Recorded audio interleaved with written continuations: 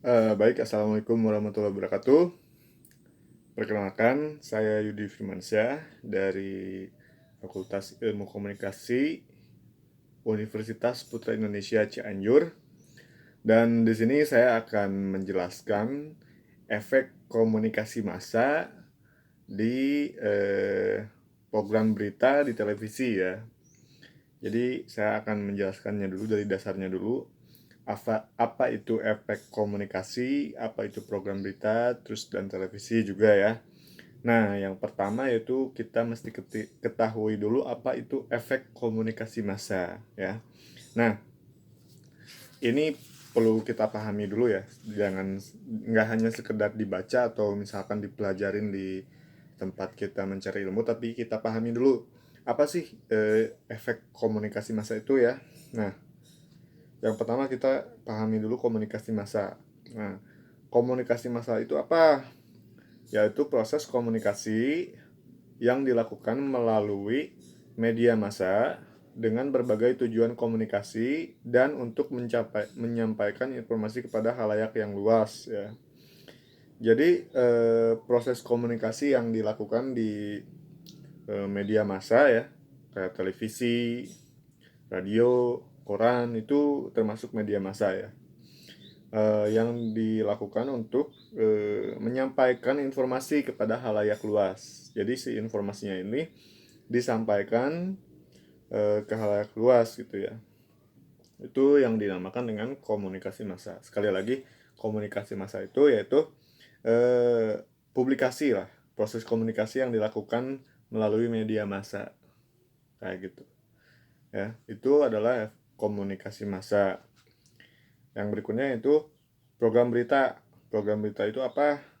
Yaitu berisi liputan berbagai peristiwa berita dan informasi lainnya. Jadi program berita itu yaitu liputan dari berbagai peristiwa berita dan informasi lainnya. Itu yang dinamakan program berita.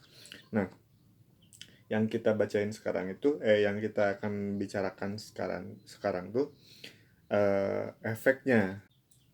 Nah, pertanyaannya yaitu apakah komunikasi massa dapat menimbulkan efek gitu ya dari program-program berita tersebut?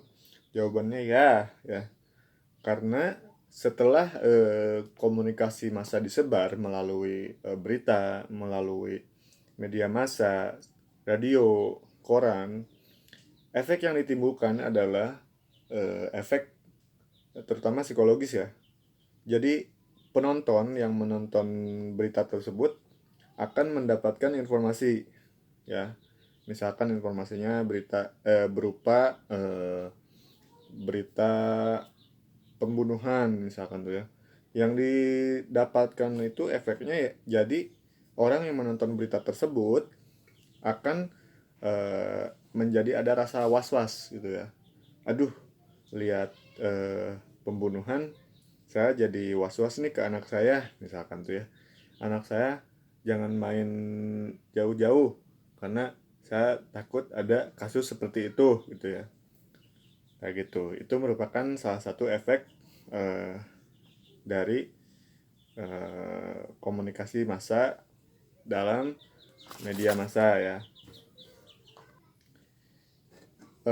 Nah, itu salah satu atau beberapa hal yang bisa kita pahami dari efek komunikasi massa program berita di televisi begitu ya. Itu program berita tuh bisa di mana-mana ya, di televisi, di koran ataupun di radio, dan itu contoh dari televisi. Selanjutnya kita akan uh, memahami efek komunikasi massa itu ada apa aja sih ya, dan akan dijelaskan oleh rekan saya Resti, dan akan dijelaskan oleh rekan saya Resti Resnawati. Kepada Resti, silahkan. Tiga efek komunikasi massa, silahkan. Assalamualaikum warahmatullahi wabarakatuh.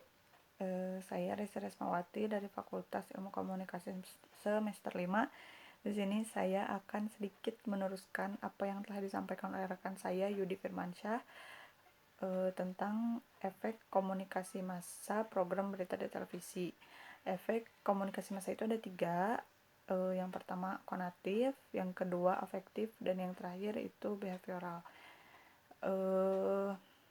Untuk yang pertama, konatif ini berhubungan dengan pemikiran atau penalaran sehingga halayak yang semula tidak tahu dan tidak mengerti bisa dapat memahami maksud yang disampaikan. Contohnya seperti pada berita, tajuk rencana, artikel, dan acara pendidikan. Itu. Lalu untuk yang kedua ini ada afektif. Afektif ini erat kaitannya dengan emosi, perasaan, serta sikap dari halayak yang senantiasa dapat dihidupkan dari mengkonsumsi berbagai pesan yang disampaikan oleh media massa. Contohnya seperti sajak, foto, cerita atau cerita bergambar, lalu drama televisi.